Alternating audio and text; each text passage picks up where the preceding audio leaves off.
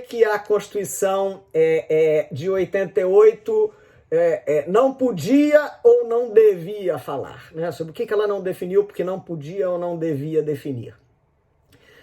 Sobre o que ela não podia, aí me lembro de um trabalho, uma observação interessante do Roberto Gargarella, que examinando constituições aqui na América Latina, falava sobre duas possibilidades quando houvesse, nos respectivos momentos constituintes, duas possibilidades quando houvesse interesses em confronto. Uma possibilidade era a estratégia da síntese, né? Vamos então tentar chegar a um denominador comum em relação a esses interesses contrapostos que se apresentam aqui no momento constituinte.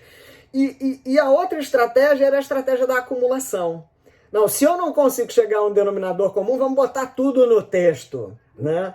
E aí vamos ver depois como é que a gente consegue gerar a aplicação disto, né?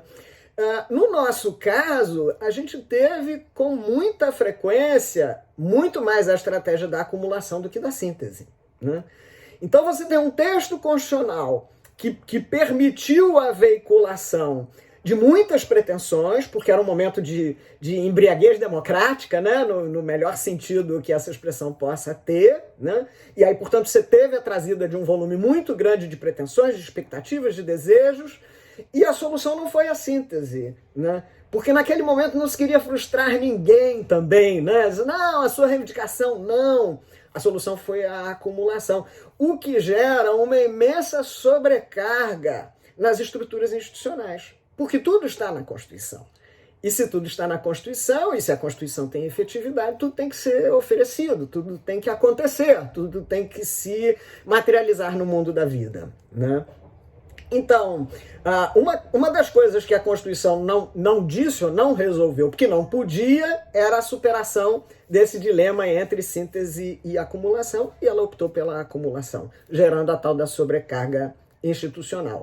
Agora, alguma coisa de que a Constituição não devia falar, né, é sobre, e ela não o fez efetivamente, no mais das vezes, é a delimitação específica do conteúdo da ação estatal, especialmente no campo dos direitos socioeconômicos, né, dos direitos fundamentais, em particular dos direitos socioeconômicos.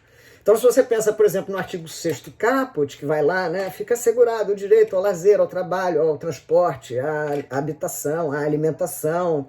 Ok, tá tudo lá, né? Mas qual é o conteúdo disso? Qual é a prestação estatal que vai atender a isto, né? Isto a Constituição não cuidou, e porque não devia cuidar. Porque delimitação de conteúdo específico de ação estatal, primeiro ia arriscar comprometer a estratégia da acumulação.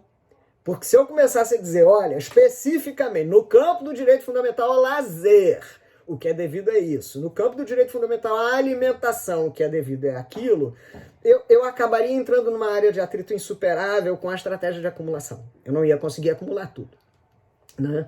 E a par disso, evidentemente, eu arriscaria enrijecer o projeto constitucional de transformação. Quer dizer, se eu começasse a dizer detalhadamente qual é a ação estatal esperada para proteger este ou aquele direito fundamental, à medida que as coisas evoluíssem e as expectativas sociais fossem distintas, o projeto de transformação ficava paralisado num determinado momento no tempo. E aí é curioso como o Constituinte foi sábio, porque talvez nem eles mesmos acreditassem que a gente passasse de mais de 30 anos com esta mesma Constituição, se é que ainda é a mesma depois de 106 emendas. Não sei se já são mais, hoje não vi se saiu a 107, mas na minha última contagem 106. Né? Mas talvez eles mesmos não acreditassem que isso fosse tão alongado. Há um estudo interessante do Tom Ginsburg sobre a longevidade das constituições, e na última verificação que eu fiz, se você descontar a americana e mais a segunda mais longeva do mundo, que também já conta-se há séculos, o tempo médio de duração de uma Constituição vai de 9 a 15 anos. Né? Então é possível que os nossos próprios constituintes não acreditassem nisso, mas que ela durasse tanto. Mas neste particular foram estrategistas e não disseram o que efetivamente não deveriam dizer.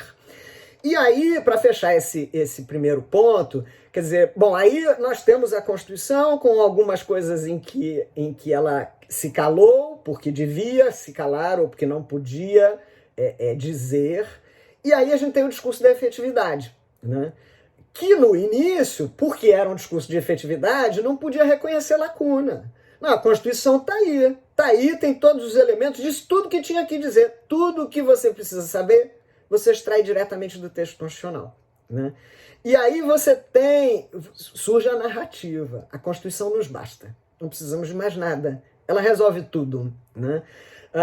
Que é uma narrativa importante, tem uma importância histórica inegável, ninguém está dizendo diferente disso.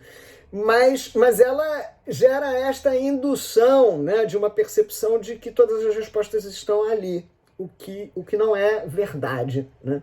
E talvez seja a hora de a gente começar a repensar um pouquinho esta narrativa, né? Que, como toda narrativa, tem um papel importante, orienta, unifica as pessoas, mas se a narrativa é muito descolada da realidade, em algum momento ela vai perdendo esse condão.